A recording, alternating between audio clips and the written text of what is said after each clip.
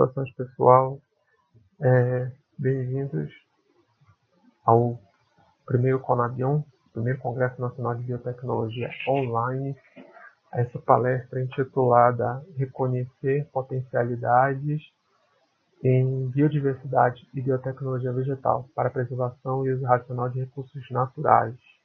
Eu sou o Jonilson Ribeiro Trindade, graças a Deus eu sou doutor em Biodiversidade e Biotecnologia, atualmente pesquisador no Museu Parente Emílio Guild através do programa PCI, Programa de Capacitação Institucional. O Museu Parente Emílio Guild é a instituição de pesquisa mais antiga da Amazônia e uma das mais antigas e conceituadas no Brasil e no mundo. Então, eu me sinto honrado poder estar participando desse evento para trazer um pouco de conhecimento científico, informação, troca de conhecimentos, né? Quem ensina também aprende, para poder estar contribuindo um pouco com a formação de vocês e, se possível, também receber um feedback de vocês positivo para desenvolvimento, né?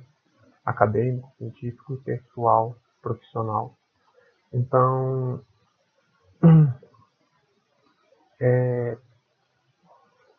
uma frase que a gente vai estar abordando aqui no início e creio que chegar até o final com ela, do Einstein, que é muito inspiradora, que diz que a mente que se expande para o conhecimento jamais retorna às dimensões originais.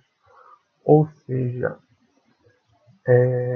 quando a gente é iluminado, é expandido pelo conhecimento, a gente tem uma percepção diferente. Então, essa palestra ela foi estruturada para que, através de experiências de pesquisas que eu desenvolvi, eu vou estar apresentando algumas coisas que desenvolvi mais recente como tese, mas também algumas coisas que desenvolvi até como trabalho de conclusão de curso, TCC. Eu não sei exatamente o nível de cada um que está aqui. Inclusive, vocês podem colocar como comentário, dizer qual o seu curso, semestre, e dar o seu feedback nos comentários. Mas eu estruturei para que possa ser algo que perpasse tanto para pessoas que leigas, eu não sei onde vai chegar com a internet essa palestra, mas que se você veio parar aqui, que isso seja edificante para vocês, contribua de algo positivo com a sua vida, tanto para pessoas que são da área, né? Somos um evento em biotecnologia, que isso possa inspirar suas pesquisas, suas atividades profissionais, desde pessoas que estão em iniciação científica, em pesquisas de estágio voluntário, até quem estiver em nível já fazendo TCC, desenvolvendo dissertação, mestrado, tese, doutorado, enfim, que eu estruturei para que isso agregue algo de positivo em sua formação. Tudo bem, pessoal? Então,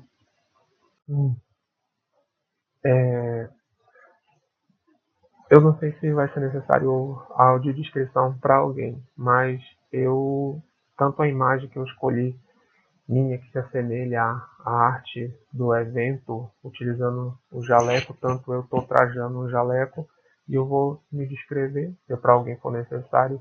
Eu sou um rapaz de pele moreno claro, pardo, considero, e cabelo curto, uso óculos, sou brasileiro, multiétnico, descendente de vários povos, até onde eu sei, negros, indígenas, europeus, nordestinos e povos, mas a aparência se assemelha aos povos mediterrâneos, mas eu sou brasileiro, tá ok, pessoal? Nós todos somos seres humanos e a nossa história de vida também agrega o que a gente pode estar se desenvolvendo como pessoa. Então, as potencialidades elas vão ser abordadas e junto com outros tópicos que perpasseiam por sete nessa apresentação. E nós vamos ver a questão desse tema meio amplo, mas para a gente estar abordando potencialidades, biodiversidade. O conceito de biodiversidade que eu adotei na minha tese e a vou estar adotando aqui, não só a questão dos seres vivos, mas também dos processos que envolvem esses seres vivos, ou seja, dos metabolismos. A gente vai ver isso um pouquinho no final, vendo algo que eu desenvolvi pesquisa de tese, mas também o conceito de biotecnologia, a gente tentar expandir essa questão de trabalhar em biotecnologia só no laboratório. Biotecnologia é o uso de técnica, de conhecimento estruturado a fim de desenvolver algo, certo? Então, o laboratório é um lugar formidável para o desenvolvimento de biotecnologia, mas o campo também é um grande laboratório.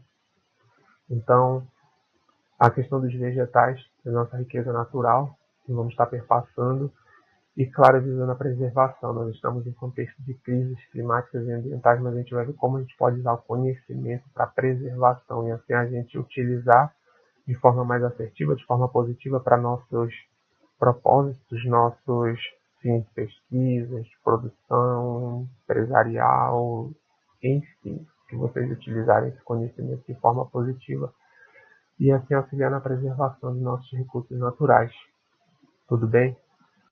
Então, aqui temos uma imagem da bandeira do nosso país, do Brasil, que geralmente desde os níveis básicos do conhecimento a gente aprende sobre os símbolos nacionais e que interessante a gente estar observando que a parte verde da bandeira, que representa os recursos naturais, vegetais, as matas e as florestas, elas ocupam a maior parte da bandeira.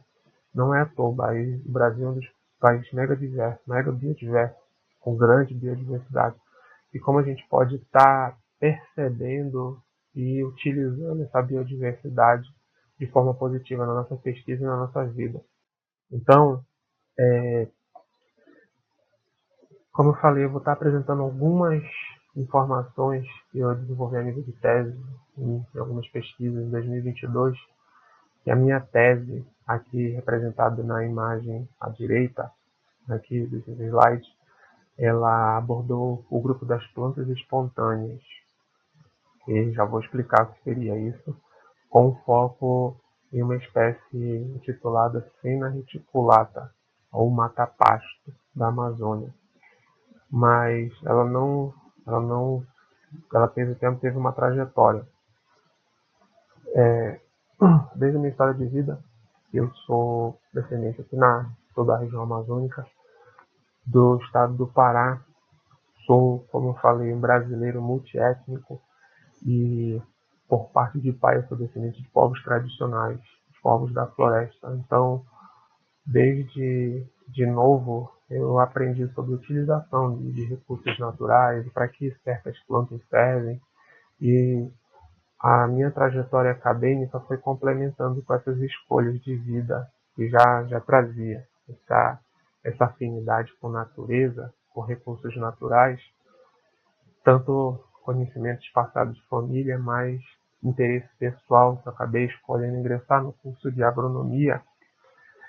E dentro do curso de agronomia eu tive a oportunidade de estagiar em meados de 2012, 2013 no Museu Parancemiro Guild, onde eu participei de um projeto que culminou em 2016 com a publicação de um livro intitulado Plantas Daninhas na Amazônia, onde aqui na capa a gente tem uma espécie conhecida como vassoura de botão, nome científico Borreria verticillata. Ela é muito comum em passeios, em vias públicas, é considerado um mato, mas na verdade ela também, além de ser uma planta considerada daninha aqui na região, em outras também ocorre, ela também tem finalidades medicinais e até também apícola, atrai muitas abelhas. Então, nesse estudo com plantas daninhas, posteriormente culminou nessa minha tese com um grupo de plantas espontâneas, na verdade já haviam pesquisas históricas no museu. Aqui eu cito a obra Arboreto Amazônico do botânico Jacques Huber, publicado em 1900, em que ele já abordava essa questão de que alguns vegetais eles são cultivados pelo interesse dos seres humanos e outros eles, apesar de serem não tão apreciados, eles chamavam de plantas espontâneas. Eu achei um nome mais honroso do que exatamente planta daninha. Então, que a gente chama de mato, na verdade, pode até culminar no estudo de uma tese com dados muito relevantes para a sociedade. Então, a própria Constituição, eu vinculado a uma instituição pública financiada pelo governo federal, eu não posso deixar de citar que na Constituição temos no artigo 225 que todos têm direito ao meio ambiente ecologicamente equilibrado, bem de uso comum ao povo e essencial a saber a qualidade de vida, impondo ao poder público e à coletividade, ou seja, às autarquias públicas, mas também ao povo. O povo também é o poder emana do povo. Tem direito de defender e preservar para as futuras gerações, inclusive. Então, quando nós desenvolvemos pesquisas em laboratório, seja com recursos públicos ou com financiamento particular, enfim, a gente tem que ter objetivo o bem comum, independente do que está sendo visando lucro ou outros interesses, mas que a gente possa estar desenvolvendo com pesquisa, seja para auxiliar no desenvolvimento da sociedade. E como eu falei, essa para expandir a percepção. Quando a gente observa um vegetal em microscópio, em lupa, quando a gente começa a pesquisar historicamente o que tem por trás disso, é um mundo de informações, pessoal, muito top, muito legal. Então, aqui eu trouxe um exemplo de uma das espécies que eu abordei na minha pesquisa de tese. Essa daqui, vocês estão vendo, ela está surgindo em uma calçada em concreto, está literalmente... Opa! Então, pessoal, acho que passou um avião, deu uma pausa e agora tem os cachorros latindo, mas a gente vai dar continuidade. Eu estou focado em levar isso aqui até o final e, como eu estava falando aqui, a gente tem um vegetal que está nascendo no meio do concreto, da pedra.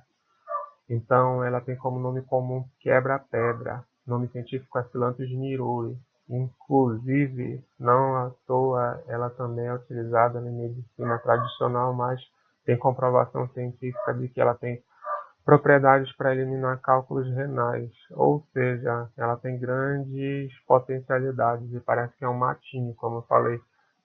Assim como a Borrelia versicolata, lá, a vassoura de botão que vocês viram na capa lá do livro de plantas daninhas, publicado aqui pelo museu, e o grupo de espécies que eu desenvolvi com pesquisa na minha tese de doutorado, que está disponível em link, está disponível na internet e o link vai estar aqui na descrição desse vídeo, tá, pessoal? E se eu não comentei com vocês, comentem qual o curso de vocês, o que vocês acharam da apresentação, deem um feedback de vocês, tá? E aquela questão, curta, comenta e, se possível, compartilha. Vamos compartilhar conhecimento. Mas assim, então, um vegetal que ele nasce espontaneamente na calçada, sem ter sido cultivado, e resiliente, resistindo. Então, pessoal, na vida, nas pesquisas, no que a gente fosse propor a fazer, assim como apresentar esse vídeo aqui, que está tendo as forças contrárias, mas que a gente possa ter resiliência, independente das condições, a gente alcançar o objetivo até o final e estar observando que essas adversidades elas fortalecem. Esse vegetal aqui, eu vou apresentar algumas coisas de pesquisa do meu TCC combinando com a minha tese, mas nem tudo são flores nas pesquisas. Às vezes a gente tem luta, tem adversidade, mas nós seres humanos que temos uma constituição incrível, tenebrosa, e nós podemos observar com a natureza como um simples vegetal que cresce em meio às adversidades, ele sobrevive, ele se desenvolve, ele pode ter muitas propriedades medicinais, já foi pesquisado por outros pesquisadores, até desenvolvido medicamentos, tem princípios ativos dessa planta que auxiliam na eliminação de cálculos renais. Então, se um matinho na calçada ele tem utilidade, que dirá nós que fomos bem direcionados e tivemos inspirados e vamos lá.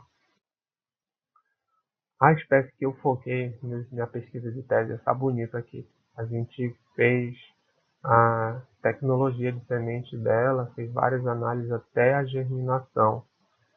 E é uma espécie conhecida como mata-pasto.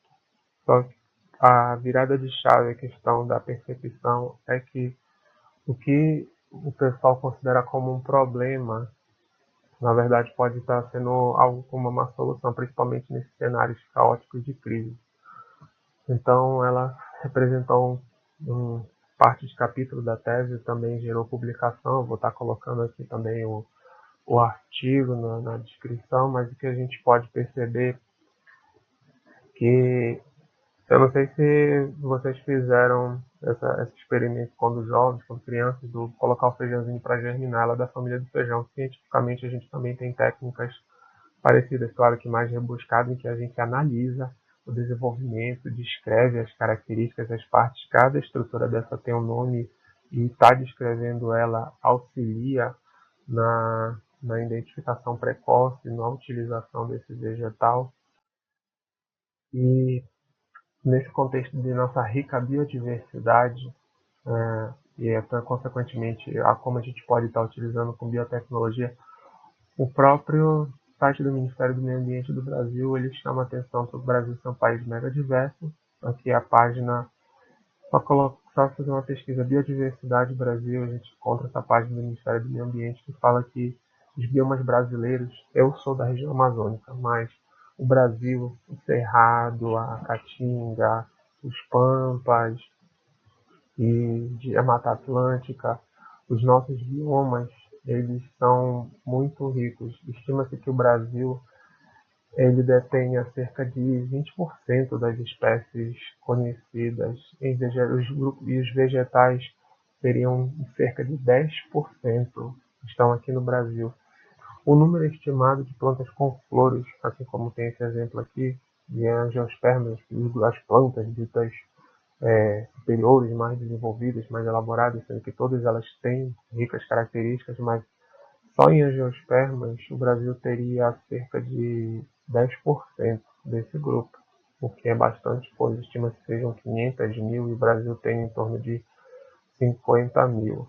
Na região amazônica, conhecidas 10 a 11 mil, estima-se que possa chegar até 16 mil. Isso varia de acordo com autores. Então, é muita planta, é muita espécie, gente. Se, como algumas que eu já mostrei, a vassoura de botão é medicinal, ela não é só daninha, e ela é apícola, o quebra-pedra também. Ele, além de passar uma mensagem muito interessante de resiliência, ele é muito medicinal. Como eu falei, eu sou descendente também de povos tradicionais, de família do meu pai, agricultores, caboclos da floresta, pessoas que tiveram que se adaptar para viver longe, sem algumas assistências do governo. Anteriormente, hoje em dia está se expandindo mais essa questão, mas, por exemplo, um primo meu, a utilização de um chá de quebra-pedra, outra planta canarana, ele expeliu cálculos renais sem precisar fazer cirurgia.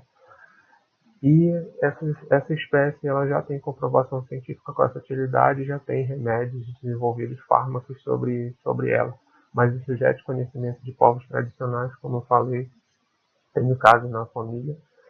E se em algumas espécies, e a gente vai estar vendo o que eu consegui extrair, desenvolver a nível de tese do mata-pasto, que na verdade a gente vai ver que o pasto está degradando a floresta e na verdade essa espécie está salvando a floresta do pasto. Na verdade não é nem um mata-pasto, é um salvador pasto. E o que dirá as espécies que vocês têm na região de vocês, o que vocês se propõem a pesquisar, a desenvolver, a produzir algum produto. Então, observem a natureza, observem em torno de vocês, que vocês vão ver. Pois então, pessoal, nessa imagem aqui derivada de uma pesquisa de um colega, um pesquisador do Museu Palestino de Dr. Vitor Hugo, que teve esse artigo publicado em 2019 na Nature, derivado da sua tese de doutorado, que também foi premiado como melhor na área pela CAPES, na área ambiental, e traz esse alerta muito importante para a questão da degradação ambiental na Amazônia, no Brasil, porque o que ocorre na Amazônia impacta o restante do país e também como restante da América do Sul e também no mundo inteiro, que ele fez através de modelagem preditiva, com dados de desmatamento até meados de 2018, 2019, e um cenário mais preocupante até o ano de 2050. Se medidas não forem tomadas, a floresta amazônica ela vai perder cerca de 50% ou mais da sua cobertura, chegando num estado de não retorno, ou seja, como organismo vivo capaz de se regenerar, a floresta ela vai entrar em estado de degradação, não vai mais conseguir se regenerar. E se a questão da desmatamento, degradação ambiental não for mitigada, não for refreada logo com medidas efetivas, medidas práticas. E isso é um pouco antes da pandemia, né, 2019. Então, atualmente, foi a orientadora dele, que também é pesquisadora no Museu do Clima, a Célia, já alertou em evento no INPA, Instituto Nacional de Pesquisa Ambiental, que talvez esse cenário possa já estar correndo até antes dessa data. E outras pesquisas que vocês estão acompanhando, a questão dos recursos naturais, estão cada vez mais se esgotando mais rápido. Então, esse estado de não retorno à floresta ela pode estar acontecendo até antes dessa data limite, 2050, que nós tenhamos isso em mente. Então, nós, como pesquisadores e cidadãos, nós temos uma missão, que é auxiliar na preservação do meio ambiente. Isso não vale só para a Amazônia, isso vale para o nosso meio de influência, seja em qualquer região que você está do Brasil ou do mundo. Se você auxiliar na questão de reciclagem, preservação do verde da natureza, cuidar da vegetação que possa ter ali perto, ajudar a plantar árvore, a diminuir pegada ambiental, impacto ecológico, desenvolvimento de tecnologias verdes, tecnologias mais, eu uso a palavra assertiva, que gaste menos energia, menos recurso e possa produzir, gerar em quantidade suficiente.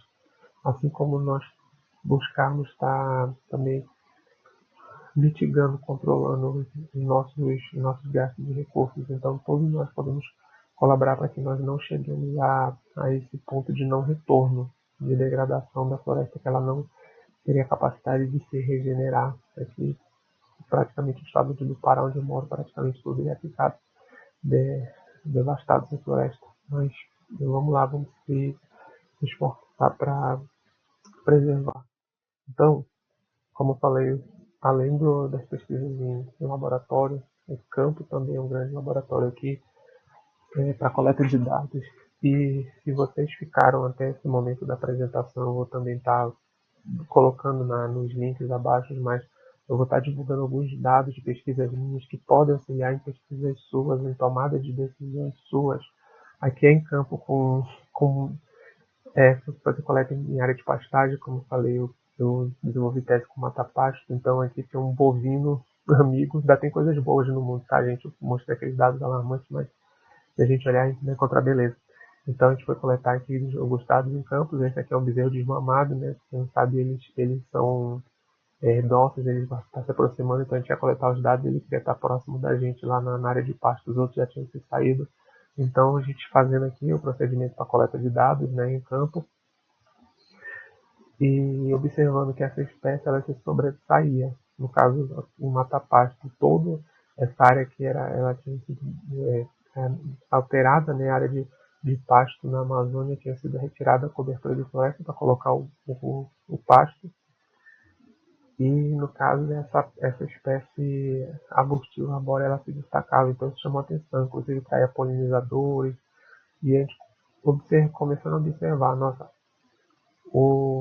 se for analisar, o pasto não é necessariamente nativo da Amazônia. Então essa planta a gente destrinchou algumas características dela, está disponível em publicação. E eu tenho uma página na internet, um blog, um website, que chama Falando de Plantas. Inclusive tem descrição dela.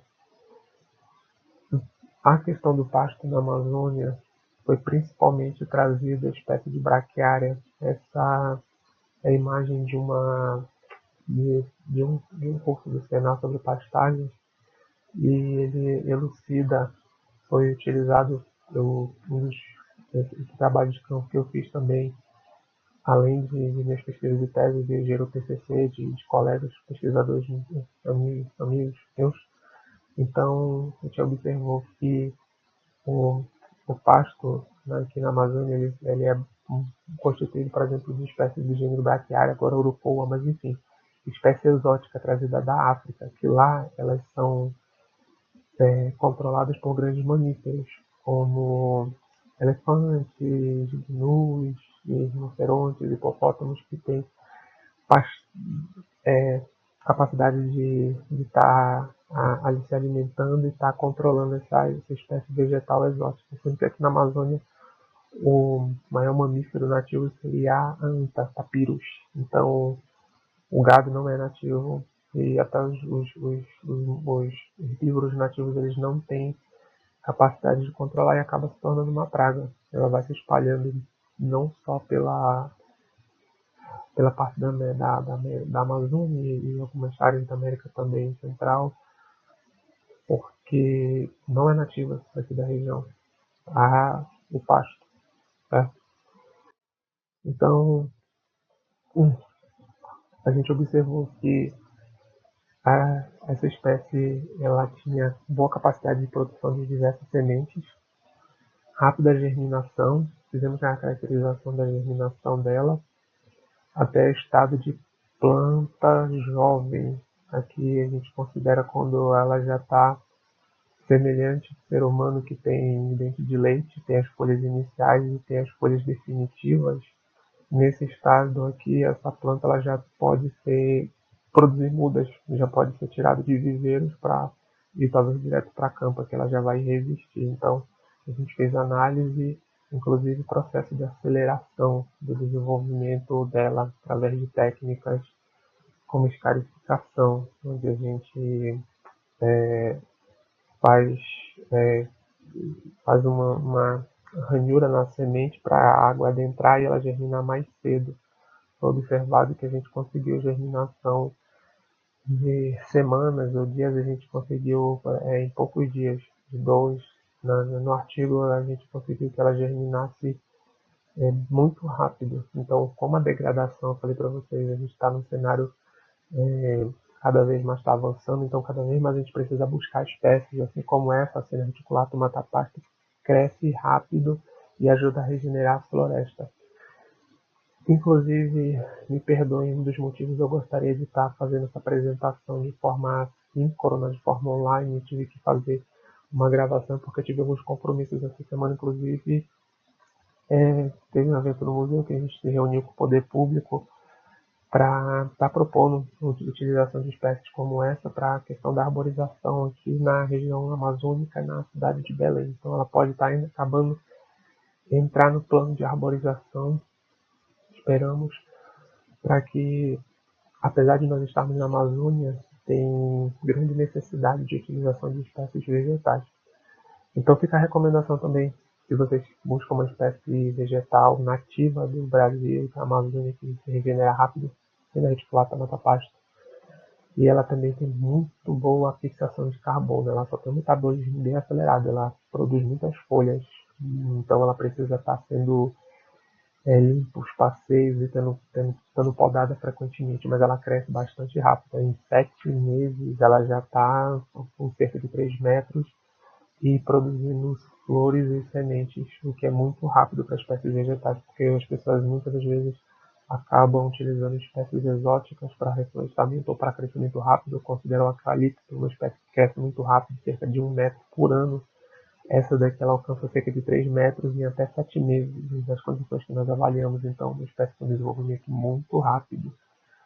Então, assim, degradação está vindo rápido, então as pesquisas e as respostas têm que ser rápidas também. Então, ela faz parte da minha pesquisa de tese, já tem artigo publicado e fica como recomendação aqui Outras pesquisas mais com essa espécie com demais não fui só que pesquisei, ela tem pesquisa desde a década de 90 com parolim, só que no caso eu até fiz a análise fitoquímica dela, a gente descobriu que ela tem compostos até anticancerígenos e, enfim, ela já é muito utilizada na medicina tradicional para a questão de dermatite, problemas na pele, as folhas delas.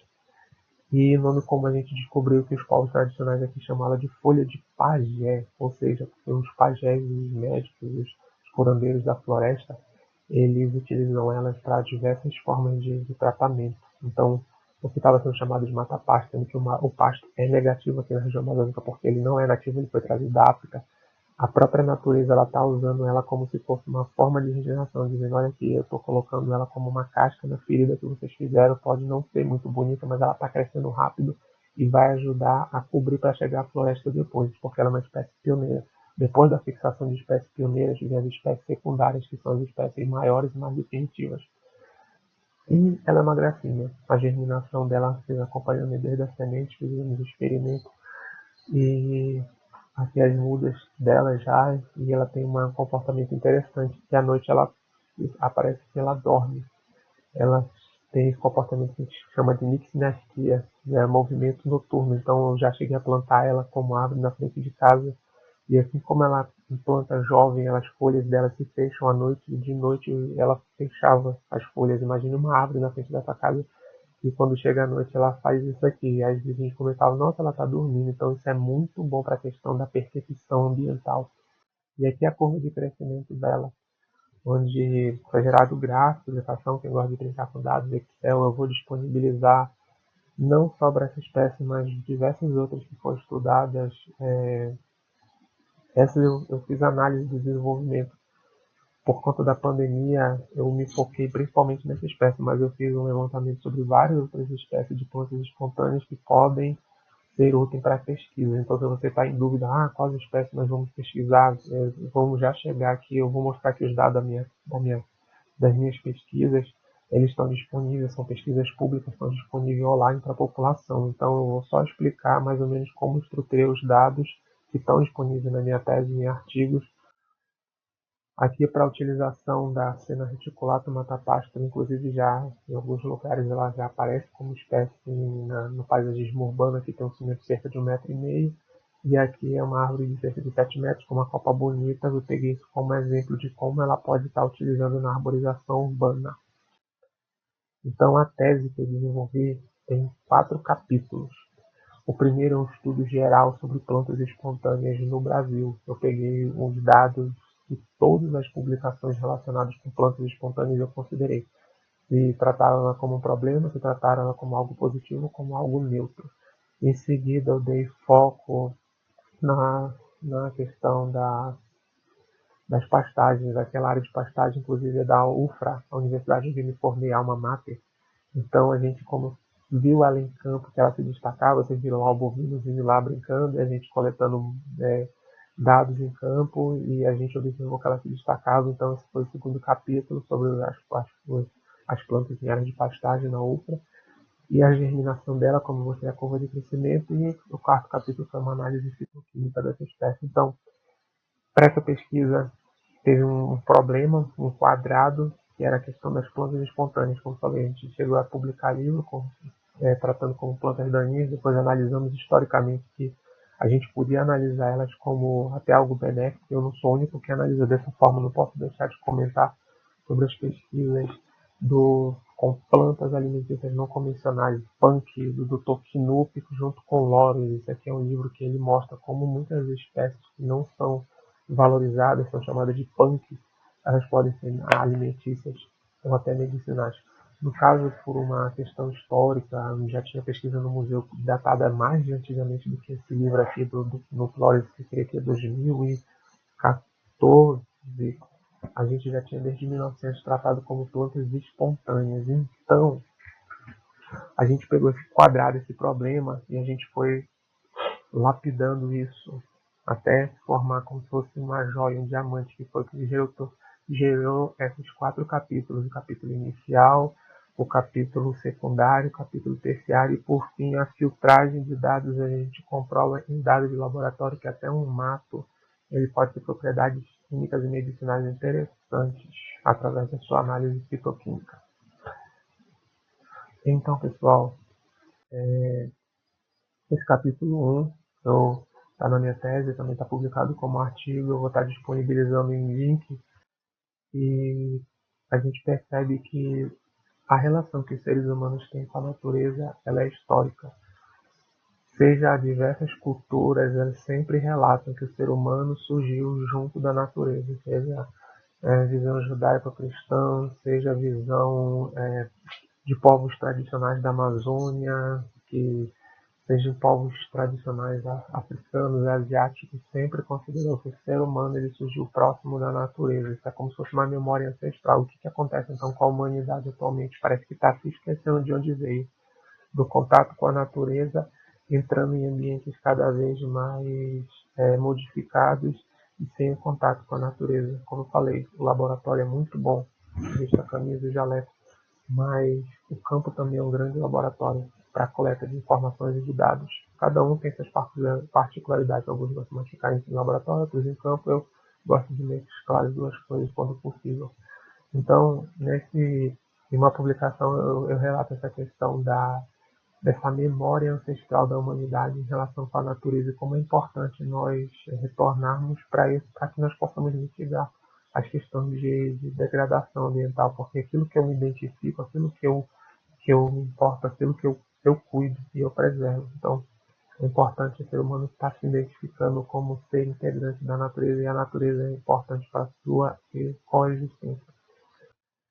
Então, eu fiz uma análise sensiométrica, que basicamente é pegar em base de dados científicas, como o da Embrapa, que é a Alice, que é o acesso livre de informação científica da Embrapa, o Google Acadêmico, o Google Scholar, o ResearchGate.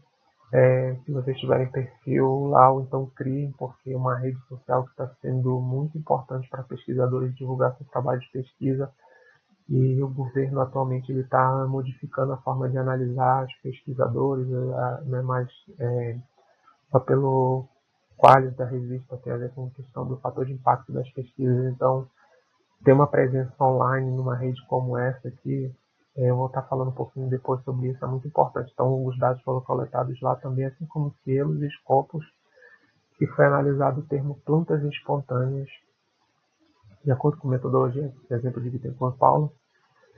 Então, observamos a presença de um total de 197 trabalhos com plantas espontâneas no Brasil, e distribuídas nessas bases de dados, algumas se interrelacionavam e outras as pesquisas estavam dispostas só em algumas e outras se correlacionavam. Por isso é importante de fazer um trabalho de pesquisa com várias bases, várias fontes. E daí foi observado que para esse grupo das plantas espontâneas, que alguns tratam como daninhas e outros como podem até ser punks, mas plantas espontâneas eu creio que é um termo mais neutro e digno, mostra só que elas estão surgindo sem serem cultivadas, mas podem ser úteis. 71% das pesquisas consideradas como negativas, 20% como positivas e 9% como neutras. Então, para a questão da Amazônia, assim como outras regiões do Brasil, as pesquisas elas estão distribuídas nessa porcentagem, pelo que analisamos, que mostra que é como se tivesse uma cortina de ferro quanto mais chega ao norte do Brasil para a questão de centro de pesquisas, e segundo esses dados de Manso em 2016, principalmente para a região norte, é como se houvesse uma cortina. Então, quem está na região sul e sudeste, ou até em parte da região nordeste, tem acesso a centros de pesquisas, programas de pós-graduação, mas quanto mais avança ao norte do país, esses recursos vão se tornando escassos. Então, é muito importante, tanto na região sul, mas principalmente ao norte do país, está sendo desenvolvidas pesquisas para fortalecer, né, o conhecimento científico e assim auxiliar a sociedade. Então, esses dados, eles mostram que existem diversas espécies que podem até ser consideradas úteis, dependendo do contexto. Então, tem uma base de dados montada, está disponível na minha tese, vou colocar o link onde todos esses trabalhos, 197 trabalhos analisados, estão disponibilizados identificados por ano de publicação, datando de 1980 até cerca de 2021, 22, quando foi defendida a tese, no ano de 2022, então os dados datados até próximo dessa. Então está tudo discriminado em tabelas, quais bases de dados que eles se encontram aqui no rodapé e nas abas das tabelas são disponibilizados aqui, aquele gráfico que foi gerado. Depois vocês analisem com calma, façam suas análises, são dados agora disponibilizados para o público. Vão lá, pesquisem e... eu estou precisando de uma ideia de uma espécie para pesquisar, por exemplo, as bases de dados que foram utilizadas, a quantidade de autores, a gente percebe o ano de publicação, que existe uma queda, principalmente depois de trocas de alguns governos e com a pandemia. Estava tendo um acréscimo nas pesquisas até meados do começo do ano de 2010 em diante, depois teve um decréscimo e posterior subida e depois queda novamente. E a questão de considerar algumas pesquisas a visão negativa, positiva e neutra.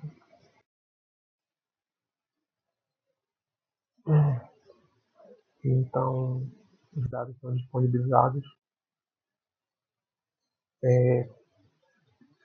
Brevemente vou falar que no início do meu doutorado foi apresentado pelo reitor então da UEPA, que é uma das universidades importantes aqui do Pará, como um país como Israel, que tem uma área menor do que Sergipe, o menor estado brasileiro, produz muita ciência e tecnologia. Basicamente, eles têm muitas redes de pesquisa. Então, pessoal, é importante integrar nossas pesquisas. Então, como eu falei, existe o ResearchGate, que é o portal do pesquisador. Eu tenho meu perfil lá. Se vocês quiserem adicionar, todas as minhas pesquisas estão disponibilizadas lá para vocês fazerem download, para vocês acompanharem. Tem a opção de compartilhar, de acompanhar. Isso vai gerando métricas acadêmicas. Isso vai estar sendo cada vez mais importante pelas novas critérios de avaliação do governo. Como estão as métricas dos pesquisadores na internet, como está o feedback em relação com o público. Então, o que eu recomendo, quem puder, siga esse meu perfil lá, que eu vou estar acompanhando também de volta, comente nas publicações e a gente vai estar também trocando ideia, possivelmente por lá. Esse aqui é o meu supervisor, meu orientador lá no museu, há muitos anos, o professor João Biratã Moreira dos Santos, muito gente boa também, e outros colegas de pesquisa que estão relacionados aqui. Assim como meu currículo Lattes, e eu ia comentar brevemente sobre a pesquisa que eu fiz de TCC, mais anteriormente, onde eu fiz a identificação de toda a paisagem da UFRA, que gerou também um artigo, mais base de dados, se vocês... A área da UFRA, que é a alma mater onde eu fiz minha primeira graduação em agronomia, tem cerca de esse campus aqui na cidade, numa área verde, na cidade de Belém, basicamente degradada, são 196 hectares, diversas espécies vegetais. Muitas vezes a gente olha e pensa, que espécie é essa? Então, partindo dessa preocupação, foi feita uma pesquisa, onde foi, inclusive ganhou o prêmio, ou uma das famílias identificadas como a leguminosa ganhou o prêmio de honra ao mérito, um dos melhores trabalhos no evento da UFRA. Foi identificado que mais da metade são espécies exóticas da vegetação da UFRA, nesse levantamento que eu fiz, que também gerou um banco de dados, que eu vou estar disponibilizando para vocês também através de links. Espécies nativas como a seringueira são predominantes, mas também tem espécies exóticas. Então, também foi gerada uma base de dados online. Cada espécie que está no paisagismo da UFRA, que é o campus da UFRA, tem 196 hectares. Cada árvore, arbusto e erva que faz parte do paisagismo está identificado. Então, é só entrar, tem um link aqui, é um mapa interativo que fica de dica. Identifique a vegetação no campus da universidade, da instituição de vocês e na região de vocês vivem. E gerou livro. E para finalizar a cena reticular, que a gente fez a análise química dela em laboratório e observou que ela tem grande porcentagem de geraniol, 30%, que é anticancerígeno. Então, até um mato pode ser cura para alguns problemas. Eu recomendo que vocês acompanhem as pesquisas do Museu Guild, na página do museu, e esse livro muito bom chamado Frutíferas na Amazônia. Tem um capítulo de açaí do pesquisador Mário Jardim que mostra muitas curiosidades e com conhecimento tradicional e com ilustrações É isso, pessoal. Muito obrigado pela atenção de vocês. Johnilson Ribeiro Trindade, minhas redes sociais é Prof. Trindade ATR, e-mail institucional Junilson Museu Guild. Obrigado por sua atenção. A mente se expande para o conhecimento, jamais retorna à dimensão original.